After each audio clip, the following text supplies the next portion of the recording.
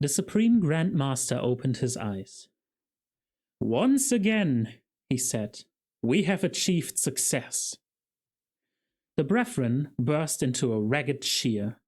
The brothers' watchtower and fingers linked arms and danced an enthusiastic jig in their magic circle. The Supreme Grand Master took a deep breath. First the carrot, he thought, and now the stick. He liked the stick. "Silence!" he screamed.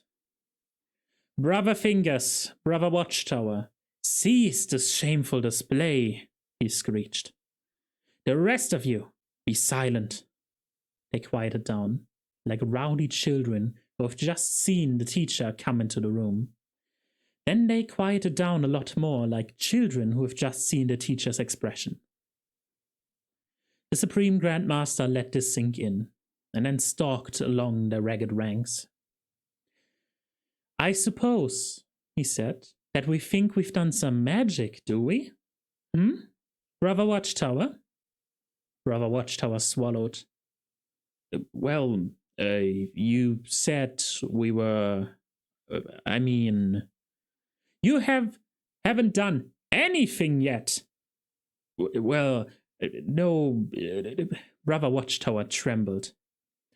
"Do real wizards leap about after a tiny spell and start chanting, 'Here we go, here we go, here we go,' Brother Watchtower? Well, we were sort of..." The Supreme Grand Master spun on his heel. "And do they keep looking apprehensively at the woodwork, Brother Plasterer?" Brother Plasterer hung his head. He hadn't realized anyone had noticed. When the tension was twanging satisfactorily like a bowstring, the Supreme Grand Master stood back. "Why do I bother?" he said, shaking his head. "I could have chosen anyone. I could have picked the best. But I've got a bunch of children." Honest," said Brother Watchtower. "We was making an effort. We was really concentrating. Weren't we, lads?" "Yes," they chorused. The Supreme Grand Master glared at them. "There is no room in this brotherhood for brothers who are not behind us all the way," he warned. With almost visible relief, the brethren, like panicked sheep who see that a hurdle has been opened in the fold, galloped towards the opening. "No worries about that, your supremacy," said Brother Watchtower fervently. "Commitment must be our watchword," said the Supreme Grand Master. "Watchword, yeah," said Brother Watchtower. He nudged Brother Plasterer, whose eyes had stayed straight to the skirting board again. "What? Oh, yeah. Watchword, yeah," said Brother Plasterer. "And trust and fraternity," said the Supreme Grand Master. "Yeah, and them too," said Brother Fingers. "So," said the Supreme Grand Master, "if there be anyone here not anxious, yet eager to continue in this great work, let him step forward now." No one moved. "They're hooked. Ye gods, I'm good at this," thought the Supreme Grand Master. "I can play on their horrible little minds like a xylophone. It's amazing, the sheer power of mundanity. Who'd have thought that weakness could be a greater force than strength? But you have to know how to direct it, and I do." "Very well then," he said. "And now we will repeat the oath." He led their stumbling, terrified voices through it, noting with approval the strangled way they said, "Piggin." And he kept one eye on Brother Fingers too. He's slightly brighter than the others, he thought, slightly less gullible at least. Better make sure I'm always the last to leave. Don't want any clever ideas about following me home.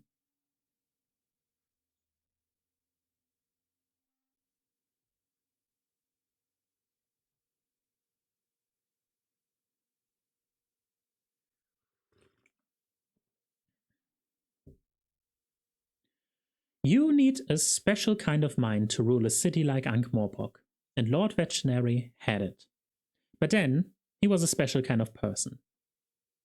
He baffled and infuriated the lesser merchant princes to the extent that they had long ago given up trying to assassinate him and now merely jockeyed for position amongst themselves.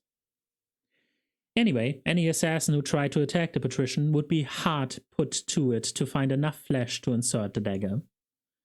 While other lords dined on larks stuffed with peacocks' tongues, Lord Veterinary considered that a glass of boiled water and half a slice of dry bread was an elegant sufficiency. It was exasperating. He appeared to have no vice that anyone could discover. You'd have thought, with that pale, equine face, that he'd incline towards stuff with whips, needles, and young women in dungeons. The other lords could have accepted that. Nothing wrong with whips and needles in moderation. But the patrician apparently spent his evening studying reports and, on special occasions, if he could stand the excitement, playing chess. He wore black a lot. It wasn't particularly impressive black, such as the best assassins wore, but the sober, slightly shabby black of a man who doesn't want to waste time in the mornings wondering what to wear. And you had to get up very early in the morning to get the better of the patrician. In fact, it was wiser not to go to bed at all. But he was popular, in a way. Under his hand, for the first time in 1,000 years, Ankh-Morpork operated. It might not be fair, or just, or particularly democratic, but it worked. He tended it as one tends a topiary bush, encouraging a growth here, pruning an errant twig there. It was said that he would tolerate absolutely anything, apart from anything that threatened the city. Footnote 11. And mime artists. It was a strange aversion, but there you are. Anyone in baggy trousers and white face who tried to ply their art anywhere within Ankh's crumbling walls would very quickly find themselves in a scorpion pit. On one wall of which was painted the advice, learn the words. And here it was. He stared at the stricken wall for a long time while the rain dripped off his chin and soaked his clothes. Behind him, Wanze hovered nervously. Then one long, thin, blue-veined hand reached out, and the fingertips traced the shadows. Well, not so much shadows, more a series of silhouettes. The outline was very distinct. Inside, there was a familiar pattern of brickwork. Outside, though, something had fused the wall in a rather nice ceramic substance, giving the ancient flattens a melted, mirror-like finish. The shapes outlined in brickwork showed a tableau of 6 men frozen in an attitude of surprise. Various upraised hands had quite clearly been holding knives and cutlasses. Then Patrician looked down silently on the pile of ash at his feet. A few streaks of molten metal might once have been the very same weapons that were now so decisively etched into the wall. He said. Captain Vimes respectfully led him across the lane and into Fast Luck Alley, where he pointed out Exhibit A, to wit,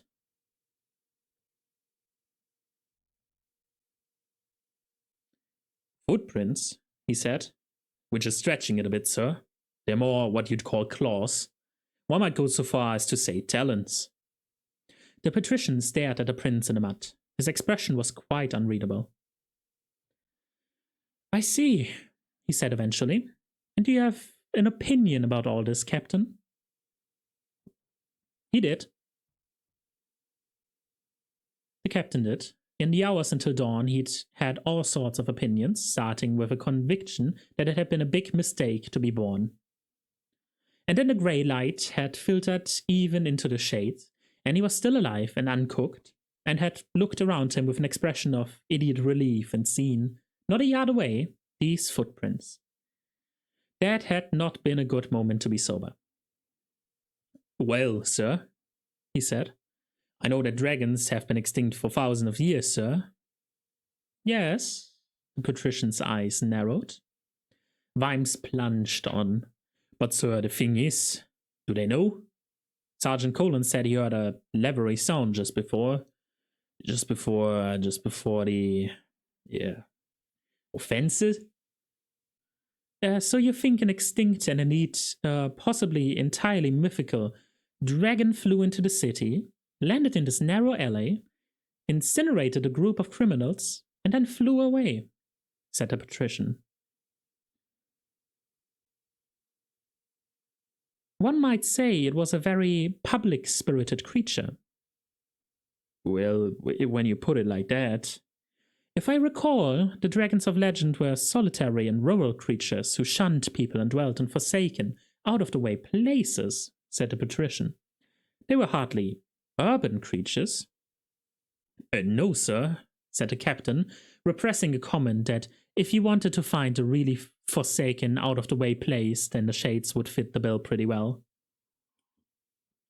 Besides, said Lord Veterinary, one would imagine that someone would have noticed. Wouldn't you agree? The captain nodded at the wall and its dreadful frieze. Apart from them, you mean, sir? In my opinion, said Lord Veterinary, it's some kind of warfare.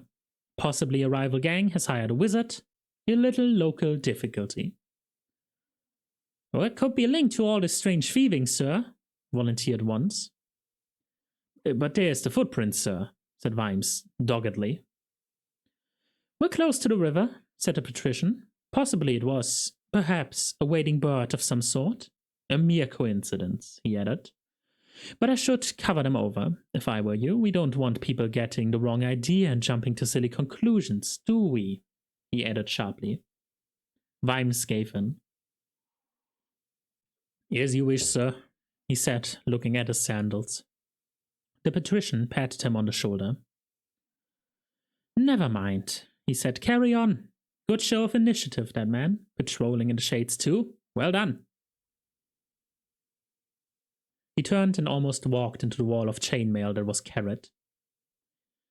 To his horror, Captain Vimes saw his newest recruit point politely to the patrician's coach.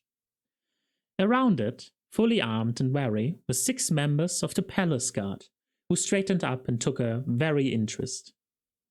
Vimes disliked them intensely. They had plumes on their helmets. He hated plumes on a guard. He heard Carrot say, "Excuse me, sir, is this your coach, sir?" And the patrician looked him blankly up and down and said, "It is. Who are you, young man?" Carrot saluted. "Lance Constable Carrot, sir." Carrot. That name rings a bell. Lupine Once, who had been hovering behind him, whispered in the patrician's ear. His face brightened. "Ah, the young thief-taker. A little error there, I think, but commendable. No person is above the law, eh?" "No, sir," said Carrot. Commendable, said the patrician. "And now, gentlemen, about your coach, sir," said Carrot doggedly. "I couldn't help noticing that the front offside wheel, contrary to the—" He's going to arrest the patrician, Vimes told himself, the thought trickling through his brain like an icy rivulet. He's actually going to arrest the patrician, the supreme ruler. He's going to arrest him. This is what he's actually going to do. The boy doesn't know the meaning of the word fear. Oh, wouldn't it be a good idea if he knew the meaning of the word survival?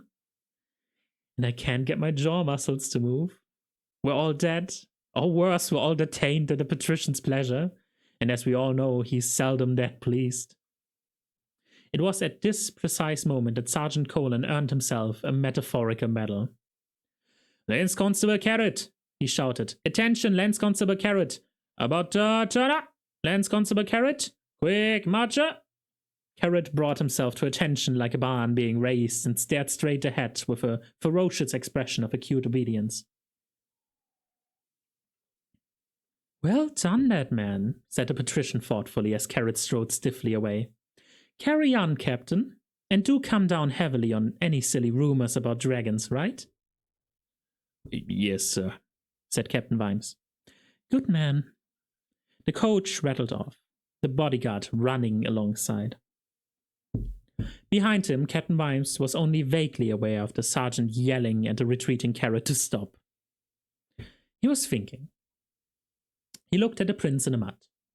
He used his regulation pike, which he knew was exactly 7 feet long, to measure their size and the distance between them. He whistled under his breath. Then, with considerable caution, he followed the alley around the corner. It led to a small padlock and dirt-encrusted door in the back of a timber warehouse. There was something very wrong, he thought. The prints come out of the alley, but they don't go in.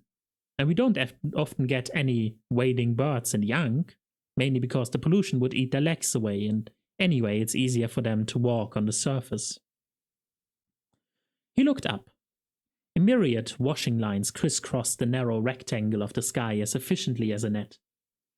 So, he thought, something big and fiery came out of this alley, but didn't come into it. And the patrician is very worried about it. I've been told to forget about it. He noticed something else at the side of the alley and bent down and picked up a fresh, empty peanut shell. He tossed it from hand to hand, staring at nothing. Right now, he needed a drink, but perhaps it ought to wait.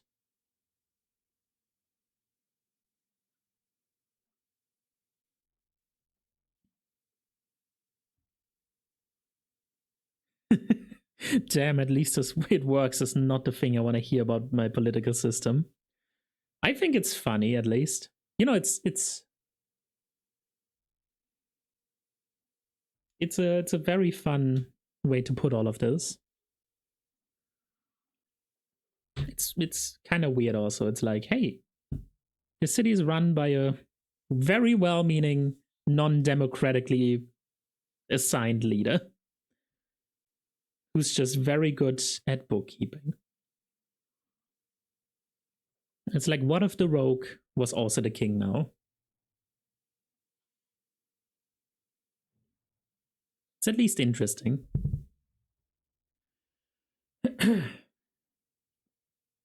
The librarian knuckled his way urgently along the dark aisles between the slumbering bookshelves.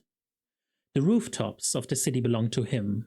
Oh, assassins and thieves might make use of them, but he'd long ago found the forest of chimneys, buttresses, gargoyles, and weather vanes a convenient and somehow comforting and alternative to the streets. At least up until now. It had seemed amusing and instructive to follow the watch into the shades, an urban jungle which held no fears for a 300-pound ape. But now the nightmare he had seen while brachiating across a dark alley would, if he had been human, have made him doubt the evidence of his own eyes. As an ape, he had no doubts whatsoever about his eyes and believed them all the time. Right now, he wanted to concentrate them urgently on a book that might hold a clue. It was in a section no one bothered with much these days. The books in there were not really magical. Dust lay accusingly on the floor. Dust with footprints in it. Said the librarian in a warm gloom. He proceeded cautiously now, realizing with a sense of inevitability that the footprints seemed to have the same destination in mind as he did. He turned a corner, and there it was. The section, the bookcase, the shelf, the gap. There are many horrible sights in the multiverse. Somehow, though, to a soul attuned to the subtle rhythms of a library, there are few worse signs than a hole where a book ought to be. Someone had stolen a book.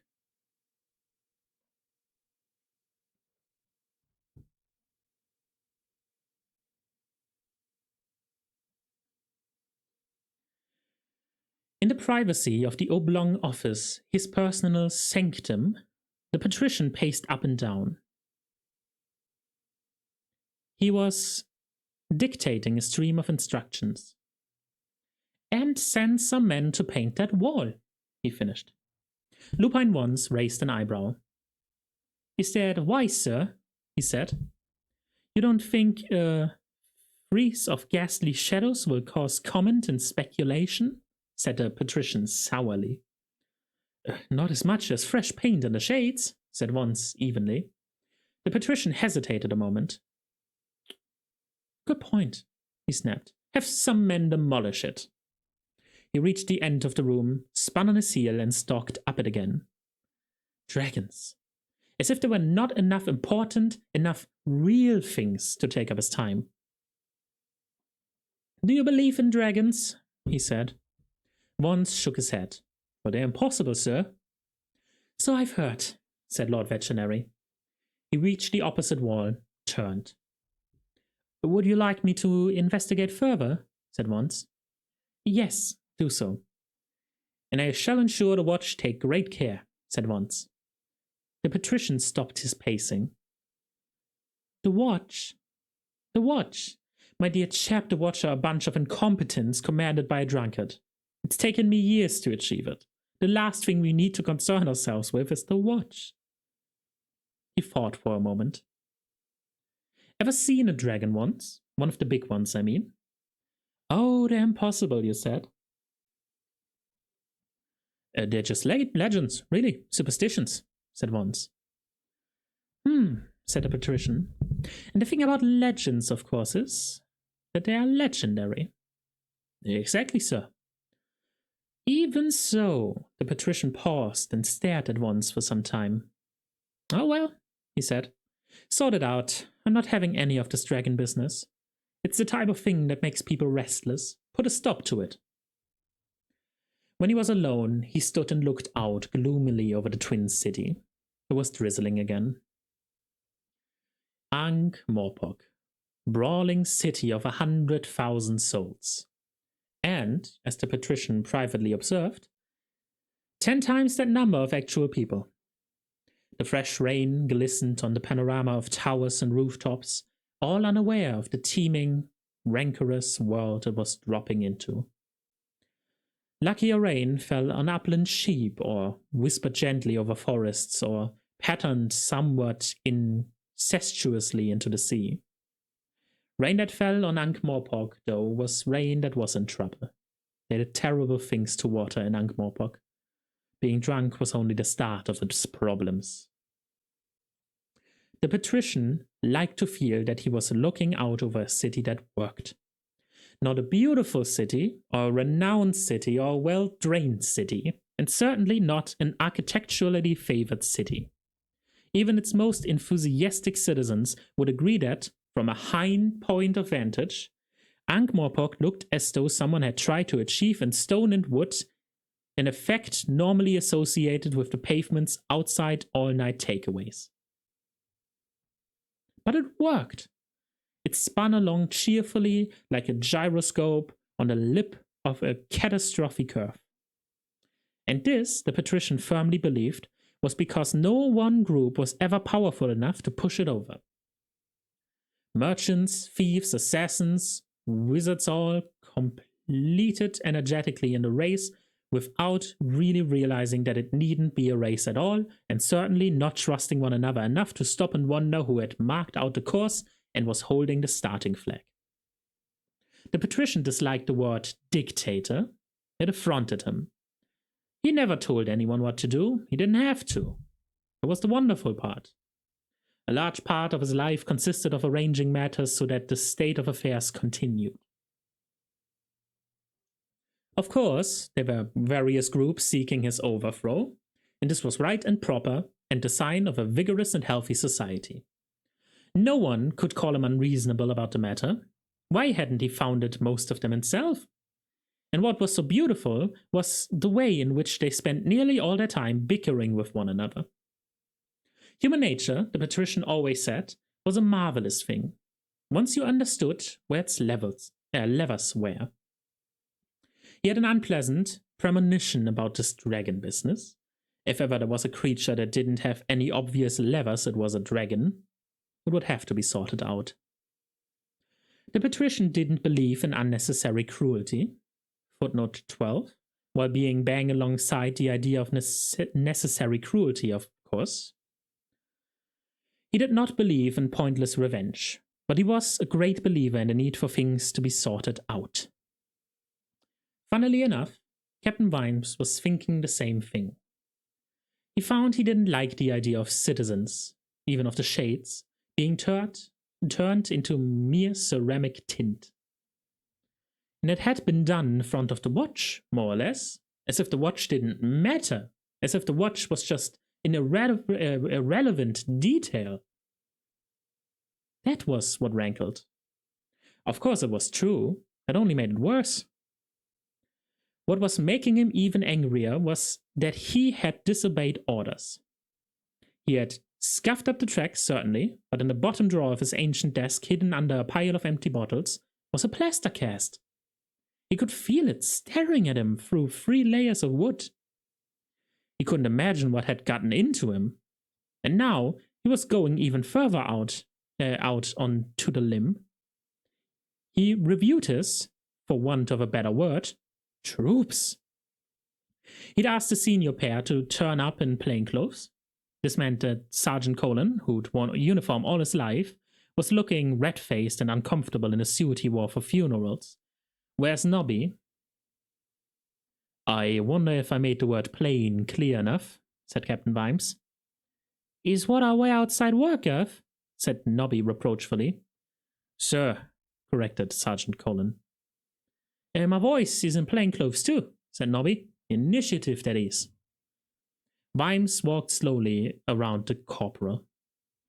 And your plainclothes do not cause old women to faint and small boys to run after you in the street, he said. Nobby shifted uneasily. He wasn't at home with irony. No, sir, Guff, he said. It is all the go, this style. This was broadly true. There was a current fad in Ankh for big feathered hats, ruffs, slash doublets with gold frogging, flared pantaloons, and boots with ornamental spurs. The trouble was, Vimes reflected, that most of the fashion-conscious had more body to go between those component bits, whereas all that could be said of Corporal Nobbs was that he was in there somewhere. It might be advantageous. After all, absolutely no one would ever believe, when they saw him coming down the street, that he was a member of the watch trying to look inconspicuous. It occurred to Vimes that he knew absolutely nothing about Nobb's outside working hours. He couldn't even remember where the man lived. All these years he'd known the man, and he'd never realized that, in his secret private life, Corporal Nobbs was a bit of a peacock. A very short peacock, it was true, a peacock that had been hit repeatedly with something heavy, perhaps, but a peacock nonetheless. It just went to show you never could tell. He brought his attention back to business in hand. I want you two, he said to Nobbs and Colin, to mingle unobtrusively, or obtrusively in your case, Corporal Nobbs, with people tonight and see if you can detect anything unusual. Unusual like what? Said the sergeant. Vimes hesitated. He wasn't exactly sure himself. Anything, he said, pertinent. Ah, the sergeant nodded wisely. Pertinent. Right. There was an awkward silence. Maybe people have seen weird things, said Captain Vimes. Or perhaps there have been unexplained fires. Or footprints, he finished desperately. Signs of dragons. You mean like piles of gold would have been slept on, said the sergeant. And virgins being chained to rocks, said Nobbs knowingly. Well, I can see you're experts, sighed Vimes. Just do the best you can. This mingling, said Sergeant Colin delicately. It would involve going into taverns and drinking and similar, wouldn't it? To a certain extent, said Vimes. Ah, said the sergeant heavily. In moderation. Right you are, sir. And at your own expense. Oh. But before you go, said the captain, do either of you know anyone who might know anything about dragons? Apart from sleeping on gold and the bit where the young women, wizards would, volunteered Nobby. Apart from wizards, said Vimes firmly. You couldn't trust wizards. Every guard knew you couldn't trust wizards. They were even worse than civilians. Colin thought about it. Oh, there's always Lady Ramkin, he said. Lives in Scone Avenue. Breeds swamp dragons. Little buggers people keep as pets. Oh, yeah, said Vimes gloomily. I think I've seen her around. Oh, sorry. I hope you couldn't hear that. Oh, her, said Vimes gloomily. I think I've seen her around. The one with the whiny The one with the Winnie if you love dragons sticker on the back of her carriage. Yeah, it's her. She's mental, said Sergeant Colin. What do you want me to do, sir? Said Carrot.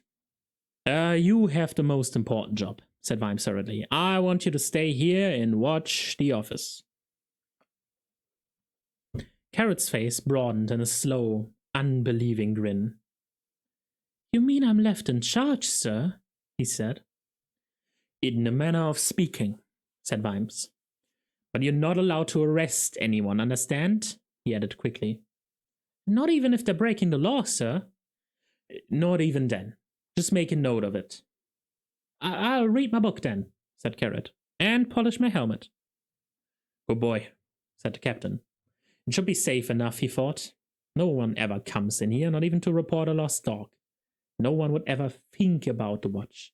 You'd have to be really out of touch to go to the watch for help, he thought bitterly.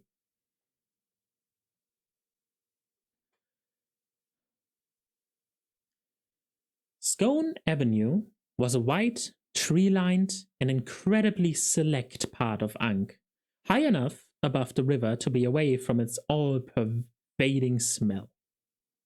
People in Scone Avenue had old money, which was supposed to be much better than new money, although Captain Vimes had never had enough of either to spot the difference. People in Scone Avenue had their own personal bodyguards. People in Scone Avenue were said to be so aloof they wouldn't even talk to the gods. This was a slight slander. They would talk to gods, if they were well-bred gods of decent family. Lady Ramkin's house was not hard to find. It commanded an outcrop that gave it a magnificent view of the city, if that was your idea of a good time. There were stone dragons on the gatepost, and the gardens had an unkept, overgrown look. Statues of Ramkins long gone loomed up out of the greenery. Most of them had swords and were covered in ivy up to the neck. Vimes sensed that this was not because the garden's owner was too poor to do anything about it, but rather that the garden's owner thought there were much more important things than ancestors, which was a pretty unusual point of view for an aristocrat. They also, apparently, thought that there were more important things than property repair. When he rang the bell of the rather pleasant old house itself, in the middle of a flourishing rhododendron forest, several bits of the plaster facade fell off. That seemed to be the only effect, except that something round the back of the house started to howl. Some things. It started to rain again. After a while, Vimes felt the dignity of his position and cautiously edged around the building, keeping well back in case anything else collapsed. He reached a heavy wooden gate and a heavy wooden wall. In contrast with the general decrepitude of the rest of the place, it seemed comparatively new and very solid. He knocked. This caused another fusillade of strange whispering noises. The door opened. Something dreadful loomed over him. "Ah, good man! Do you know anything about mating?" it boomed.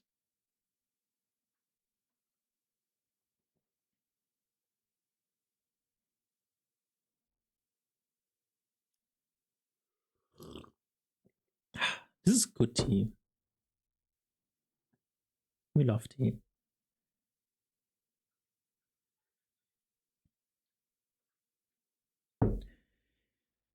It was quiet and warm in the watch house. Carrot listened to the hissing of sand in his hourglass and concentrated on buffing up his breastplate. Centuries of tarnish had given up under his cheerful onslaught. It gleamed. You knew where you were with a shiny breastplate. The strangeness of the city, where they had all these laws and concentrated on ignoring them, was too much for him. But a shiny breastplate was a breastplate well shined. The door opened. He peered across the top of the ancient desk. There was no one there. He tried a few more industrious rubs. There was the vague sound of someone who had got fed up with waiting. Two purple fingernailed hands grasped the edge of the desk and the librarian's face rose slowly into view like an early morning coconut. He said. Carrot stared. It had been explained to him carefully that, contrary to appearances, laws governing the animal kingdom did not apply to the librarian. On the other hand, the librarian himself was never very interested in obeying the laws governing the human kingdom either. He was one of those little anomalies you have to build around. Hello, said Carrot uncertainly. Don't call him boy or pet him, that always gets him annoyed. The librarian prodded the desk with a long, many-jointed finger. What? Sorry?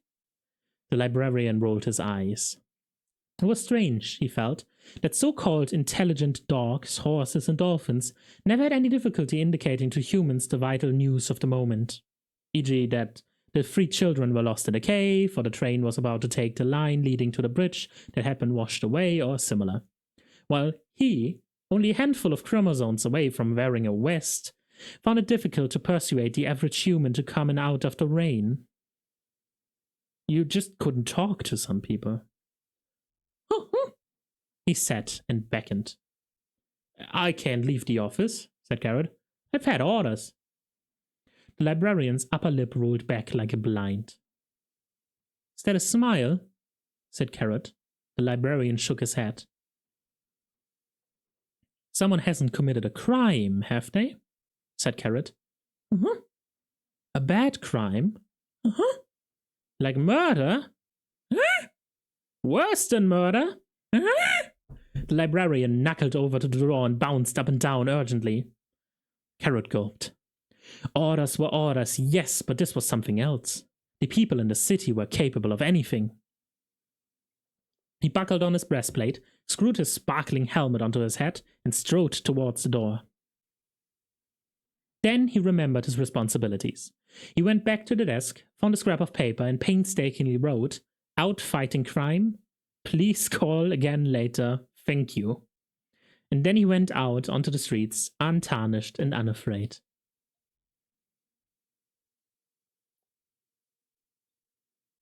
What's about it? Don't make fun of my noises. I have to make fucking monkey noises for this book.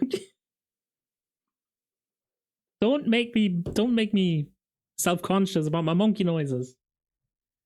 I thought the squeaking was better monkey noises than the ooks. But I also don't want to just read ook.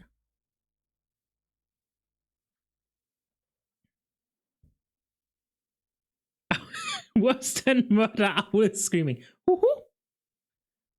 You're so mean. It's actually Mickey Mouse making a noise. That's the noise that a monkey makes. I love the noises. I want to cry. You'll make me cry.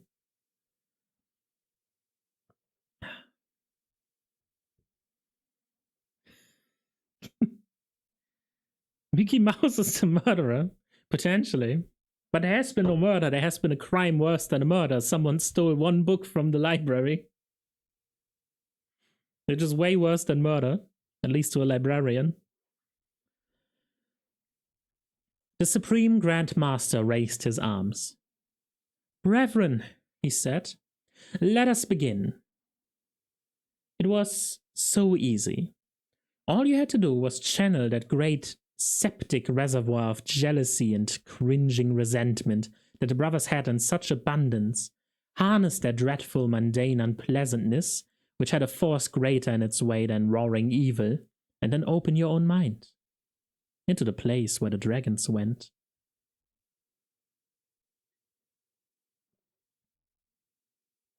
Just for the record, Mickey Mouse is worse than a murderer. The Disney Corporation is. Vimes found himself grabbed by the arm and pulled inside.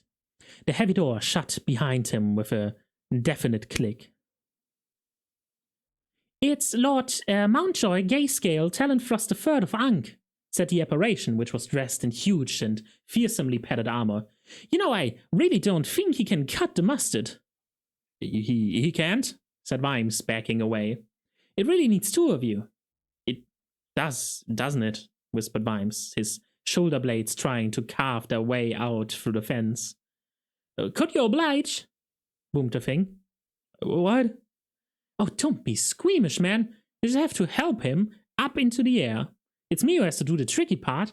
I know it's cruel, but if you can't manage it tonight, then he's for the choppy chop. Survival of the fittest and all that, don't you know? Captain Vimes managed to get a grip on himself. He was clearly in the presence of some sex-crazed would-be murderess, insofar as any gender could be determined under the strange, lumpy garments. If it wasn't female, then reference to "it's me who has the tricky part" gave rise to mental images that would haunt him for some time to come. He knew the rich did things differently, but this was going too far. "Madam," he said coldly, "I'm an officer of the watch, and I must warn you that the course of action you are suggesting breaks the laws of the city. And also of several of the more straight-laced gods," he added silently. "And I must advise you that his lordship could be released unharmed immediately." The figure stared at him in astonishment.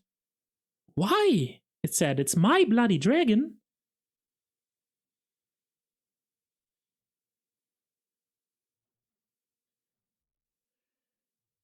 "Have another drink, not Corporal Nobby," said Sergeant Colin unsteadily. "I do not mind if I do, not Sergeant Colin," said Nobby. They were taking inconspicuous... Sorry, that word killed me. They were taking inconspicuous... Inconspicuously? Inconspicuous. Inconspicuosity. That could be it. They were taking inconspicuosity seriously. That ruled out most of the taverns on the Morpok side of the river, where they were very well known. Now they were in a rather elegant one in downtown Ankh, where they were being as unobtrusive as they knew how. The other drinkers thought there was some kind of cabaret. "I was thinking," said Sergeant Colin. "What?" "If we bought a bottle or two, we could go home, and then we'd be really inconspicuous." Nobby gave this some thought. "Hey, buddy, he said we gotta keep our ears open," he said. "We're supposed to, he said, detect anything." "We can do that at my house," said Sergeant Colin. "We could listen all night. Really hard." "That's a good point," said Nobby. In fact, it sounded better and better the more he thought about it. "But first," he announced, "I ought to pay a visit." "Oh, me too," said the sergeant. "This detecting business gets to you after a while, doesn't it?" They stumbled out into the alley behind the tavern. There was a full moon up, but a few racks of scrubby cloud were drifting across it. The pair inconspicuously bumped into one another in the darkness. "Is that you, Detective Sergeant Colin?" said Nobby. "Well, that's right. Now, can you detect the door to the privy, Detector Corporal Nobbs? We're looking for a short, dark door of mean appearance." There were a couple of clangs and a muffled swear word from Nobby as he staggered across the alley, followed by a yowl when one of Ankh-Morpok's enormous population of feral cats fled between his legs. "Who loves you, pussycat?" said Nobby under his breath. "Needs must, then," said Sergeant Colin and faced a handy corner. His private musings were interrupted by a grunt from the corporal. You there, Sergeant?" "Detective Sergeant to you, Nobby," said Sergeant Colin pleasantly. Nobby's tone was urgent and suddenly very sober. "Well, don't piss about, Sergeant. You just saw a dragon fly over." "I've seen a horsefly," said Sergeant Colin, hiccuping gently. "I've seen a housefly. I've even seen a green fly. But I ain't ever seen a dragonfly." "Of course you have, you pillock," said Nobby urgently. "Look, I'm not messing about. It wings on him like a great big wings." Sergeant Colin turned majestically. The corporal's face had gone so wide that it showed up in the darkness. "Honest, Sergeant!" Sergeant Colin turned his eyes to the damp sky and the rain-washed moon. "All right," he said.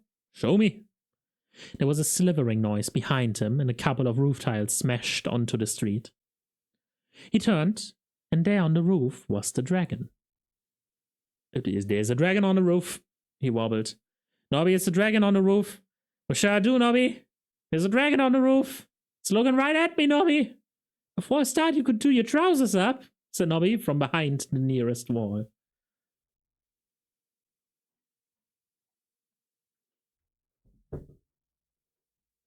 Who would see a dragon looking at them and then pull their trousers up? Wrong direction.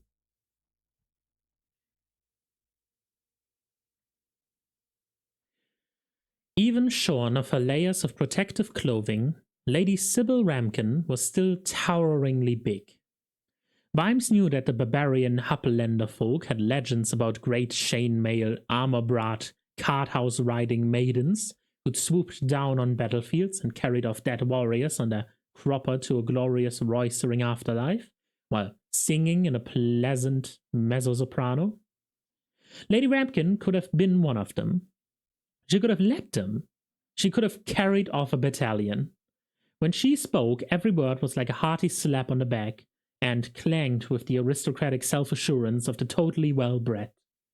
The vowel sounds alone would have cut teeth. Vimes' ragged forebearers were used to voices like that. Usually from heavily armored people on the back of a war charger telling them why it would be a jolly good idea, don't you know, to charge the enemy and hit them for 6. His legs wanted to stand to attention. Prehistoric men would have worshipped her, and in fact had amazingly managed to carve lifelike statues of her thousands of years ago. She had a mess of chestnut hair, a wig, Vimes learned later. No one who had much to do with dragons kept their own hair for long. She also had a dragon on her shoulder. It had been introduced as Talonfrost Vincent Wonderkind of Quirn, referred to as Vinny, and seemed to be making a large contribution to the unusual chemical smell that pervaded the house. This smell permeated everything, even the generous slice of cake she offered him tasted of it. Oh, even the generous slice of cake she offered him tasted of it. Their shoulder, it looks very nice, he said, desperate to make conversation. Rubbish, said her ladyship. I'm just training him up because his shoulder sitters fetch twice the price. Vimes murmured that he had occasionally seen society ladies with small, colorful dragons on their shoulders and thought it looked very nice. It sounds to me, she said. I'll grant you. Then they realize it means soup burns, frizzled hair, and crap all down their back. Those talons dig in too. And then they think the thing's getting too big and smelly, and next thing you know, it's either down to the Moorpark, Sunshine Sanctuary for Lost Dragons, or the old heave-ho into the river with a rope around your neck, poor little buggers. She sat down, arranging a skirt that could have made sails for a small fleet. Well, now then, Captain Vimes, was it? Vimes was at a loss. Ramkin's long dad stared down at him from ornate frames high on the shadowy walls. Between, around, and under the portraits were the weapons they presumably used, and had used well and often by the looks of them. Suits of armor stood in dented ranks along the walls. Quite a number, he couldn't help noticing, had large holes in them. The ceiling was a faded riot of moth-eaten banners. You did not need forensic examination to understand that Lady Ramkin's ancestors had never shirked a fight. It was amazing that she was capable of doing something so unwarlike as having a cup of tea. My forebearers, she said, following his hypnotized gaze. You know, not one Ramkin in the last 1,000 years has died in his bed. Yes, ma'am. A source of family pride, that. Yes, ma'am. Quite a few of them have died in other peoples, of course. Captain Vimes's teacup rattled in its saucer. Yes, ma'am, he said. Captain is such a dashing title, I've always thought. She gave him a bright, brittle smile. I mean, colonels and so on are always so stuffy, majors are pompous, but one always feels somehow that there's something delightfully dangerous about a captain. What was it you had to show me? Vimes gripped his parcel like a chastity belt. I wondered, he faltered, How big swamp? He stopped. Something dreadful was happening to his lower regions. Lady Ramkins followed his gaze. Oh, take no notice of Bun, she said cheerfully. Hit him with a cushion if he's a bother. A small elderly dragon had crawled out from under his chair and placed its jolly muzzle in Vimes's lap. It stared up at him soulfully with big brown eyes and gently dribbled something quite corrosive, by the feel of it, over his knees, and it stank like the ring around the acid bath. That's Dewdrop Maybelline Talonthruster first, said her ladyship. Champion and sire of champions. No fire left now, poor soppy old thing. He likes his belly rubbed. Vimes made surreptitiously vicious jerking motions to dislodge the old dragon. It blinked mournfully at him with roomy eyes and rolled back the corner of its mouth, exposing a picket fence of soot-blackened teeth. I'll just push him off if he's a nuisance, said Lady Ramkin cheerfully. Now then, what was it you were asking? I was wondering how big swamp dragons grow, said Vimes, trying to shift positions. There was a faint growling noise. You came all the way up here to ask me that? Well, I seem to recall Gayhart Talonthruster of Angst stood 14 thumbs high toe to Mediocre, mused Lady Ramkin. About 3 foot 6 inches, she added kindly. No bigger than that, said Vimes hopefully. In his lap the old dragon began to snore gently. Golly no, he was a bit of a freak actually. Mostly they don't get much bigger than 8 thumbs. Captain Vimes's lips moved in hurried calculation. 2 feet? He ventured. Well done. That's the cops, of course. Their hands a bit smaller. Captain Vimes wasn't going to give in. A cop would be a male dragon, he said. Only after the age of 2 years, said Lady Ramkin triumphantly. Up to the age of 8 months, he's a pumet, then he's a cock until 14 months, and then he's a snoot. Captain Vimes sat entranced, eating the horrible cake, britches gradually dissolving as the stream of information flooded over him. How the males fought with flame, but in the laying season only the hens. Have that? I don't have that footnote. Sad.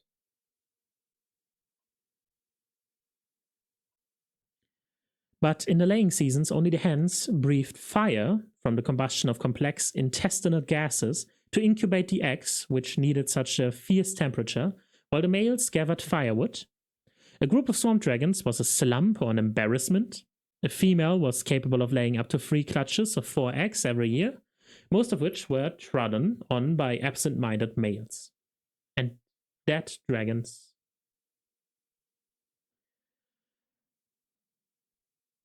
Only until their 3rd clutch, of course. After that, they're dams. Oh.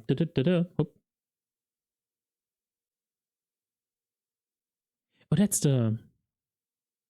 I'm sorry, that's probably the... Hens are only hens until their 3rd clutch, of course. After that, they're dams. And then back to... And that dragons of both sexes were vaguely uninterested in one another, and indeed everything except firewood, except for about once every 2 months when they became as single-minded as a buzzsaw. He was helpless to prevent himself being taken out to the kennels at the back, outfitted from neck to ankle in leather armor faced with steel plates, and ushered into the long, low building where the whistling had come from. The temperature was terrible, but not as bad as the cocktail of smells. He staggered aimlessly from one metal-lined pen to another, while pear-shaped, squeaking little horrors with red eyes were introduced as Moonpenny Duchess Marchpane, who's gravid at the moment, and Moonmist Talonthruster II, who was best of breed at Pseudopolis last year. Jets of pale green flames played across his knees. Many of the stalls had rosettes and certificates penned over them. And this one, I'm afraid, is Good Boy Bindle Featherstone of Quirm, said Lady Ramkin resentlessly. Vimes stared groggily over the charred barrier at the small creature curled up in the middle of the floor. It bore about the same resemblance to the rest of them as Nobby did to the average human being. Something in its ancestry had given it a pair of eyebrows that were about the same size as its stubby wings, which could never have supported in the air. Its head was the wrong shape, like an anteater.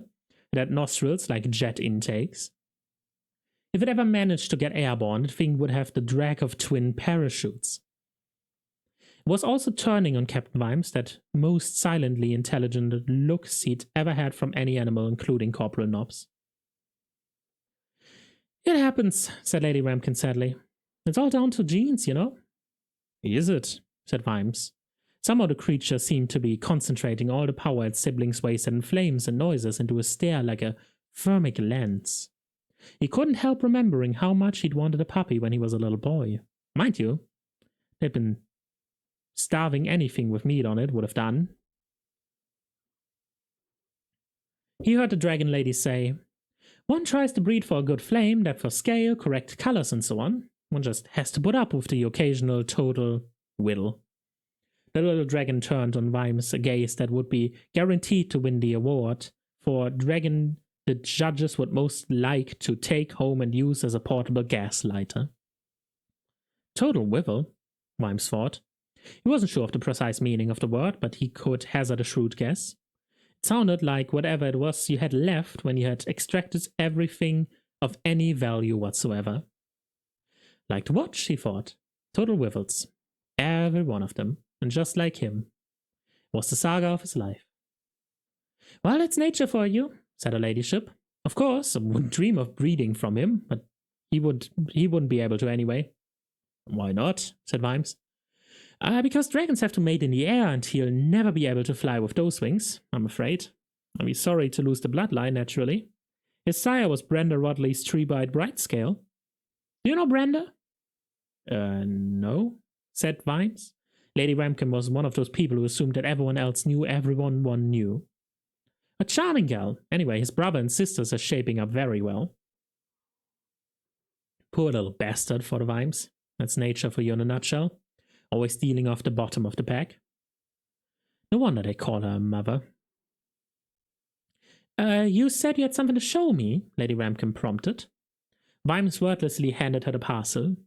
She slipped off her heavy mittens and erupted. Plaster cast of a footprint, she said boldly. Well, does it remind you of anything? Said Vimes. Could be a wading bird. Oh, Vimes was crestfallen. Lady Ramkin laughed. Oh, really big dragon? Got it out of a museum, did you? No, I got it off the street this morning. Someone's been playing tricks on you, old chap. There was circumstantial evidence. He told her. She stared at him. Draco nobilis, she said hoarsely. Pardon? Said Vimes. Draco nobilis, the noble dragon, as opposed to these fellows. She waved a hand in the direction of amassed ranks of whistling lizards. Draco vulgaris, the lot of them. But the big ones are all gone, you know? This really is a nonsense. No two ways about it, all gone. Beautiful things they were. Weighed tons, biggest things ever to fly. No one knows how they did it. And then they realized. It was suddenly very quiet. All along the rows of kennels, the dragons were silent, bright-eyed and watchful. They were staring at the roof. Carrot looked around him. Shelves stretched away in every direction. On those shelves, books. He made a calculated guess. This is the library, isn't it? He said. The librarian maintained his gentle but firm grip on the boy's hand and led him along the maze of aisles. Is there a body? Said Carrot. It'd have to be. Worse than murder. A body in a library, it could lead to anything. The ape eventually padded to a halt in front of a shelf, no different than, it seems, 100 others. Some of the books were chained up. There was a gap. The librarian pointed to it. Well, what about it? A hole where a book should be? A book has been taken. A book has been taken. You summoned the watch. Carrot drew himself up proudly. Because Someone has taken a book. You think that's worse than murder? The librarian gave him the kind of look other people would reserve for people who said things like, "What's so bad about genocide?" "This is practically a criminal offense. Wasting watch time," said Carrot. "Why don't you just tell the head wizard or whoever they are?" "Uh-huh," the librarian indicated with some surprisingly economical gestures that most wizards would not find their own bottoms with both hands. "Well, I don't see what we can do about it," said Carrot. "What's the book called?" The librarian scratched his head. This one was going to be tricky. He faced Carrot, put his leather glove hands together, then folded them open. I know it was a book. What's its name?" The librarian sighed and held up a hand. 4 words, said Carrot. "First word." The ape pinched 2 wrinkled fingers together. "Small word. A. D. For. D. D. Second word. Third word? Small word. D. A. 2. Off. Throw off. Off. The something off. The something. Second word. What? Oh. First syllable. Fingers. Touching your fingers. Thumbs. The orangutan growled and tugged theatrically at one large hairy ear. "Oh, sounds like fingers. Hand. Adding up. Sums. Cut off. Smaller word. Some. Second syllable. Small, very small syllable. A? In, on. Some on. Summon. Summon. Summoner? Summoning. The summoning of something. This is fun, isn't it? Fourth word. Whole word." He peered intently as the librarian gyrated mysteriously. "Big thing. Huge big thing. Flapping. Great big flapping leaping thing. Teeth. Huffing. Blowing. Great big huge blowing flapping thing." Sweat broke out on Carrot's forehead as he tried obediently to understand. Sucking fingers thing. Burnt. Hot. Great big hot blowing flapping thing." The librarian rolled his eyes. "Homo sapiens? You could keep it."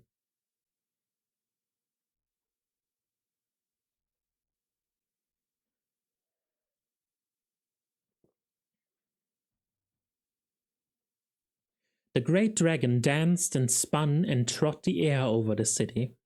Its color was moonlight, gleaming off its scales.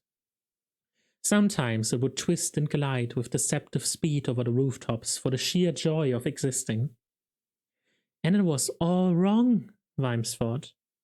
Part of him was marveling at the sheer beauty of the sight, but an insistent, weaselly little group of brain cells from the wrong side of the synapses was scrawling its graffiti on the walls of wonderment. "It's a bloody great lizard," they jeered. "Must weigh tons. Nothing that big can fly, not even on beautiful wings. What is a flying lizard doing with great big scales on its back?" 500 feet above him, a lance of blue-white flame roared into the sky. "Can't do something like that. It'll burn its own lips off." Beside him, Lady Ramkin stood with her mouth open. Behind her, the little caged dragons yammered and howled. The great beast turned in the air and swooped over the rooftops. The flame darted out again. Below it, yellow flames sprang up. It was done so quietly and stylishly that it took Vimes several seconds to realize that several buildings had in fact been set on fire. "Golly," said Lady Ramkin. "Look, it's using the thermals. That's what the fire is for." She turned to Vimes, her eyes hopelessly aglow. "Do you realize that we're probably seeing something that no one has seen for centuries?" "Yeah, it's a bloody flying alligator setting fire to my city," shouted Vimes. She wasn't listening to him. "There must be a breeding colony somewhere," she said. "After all this time, where do you think it lives?" Vimes didn't know, but he swore to himself that he would find out and ask it for some very serious questions.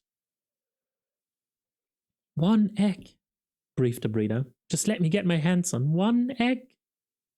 Vimes stared at her in genuine astonishment.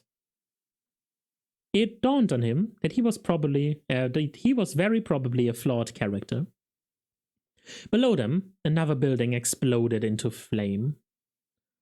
How far exactly? He said, speaking very slowly and carefully as to a child. Did these things fly? They're very territorial animals, murmured her ladyship. According to legend, they... Vimes realized he was in for another dose of dragon lore. Just give me the facts, my lady, he said impatiently. Not very far, really, she said, slightly taken aback. Thank you very much, ma'am. You've been very helpful, muttered Vimes and broke into a run. Somewhere in the city, there was nothing outside for miles except low fields and swamp. It had to be living somewhere in the city. His sandals flapped on the cobbles as he hurled down the streets. Somewhere in the city, which was totally ridiculous, of course, totally ridiculous and impossible. He didn't deserve this. Of all the cities in the world it could have flown into, he thought, it's flown into mine. By the time he reached the river, the dragon had vanished, but a pall of smoke was hanging over the streets, and several human bucket chains had been formed to pass lumps of the river to the stricken building. Footnote 13. The Guild of Firefighters had been outlawed by the patrician the previous year after many complaints. The point was that if you bought a contract from the guild, your house would be protected against fire.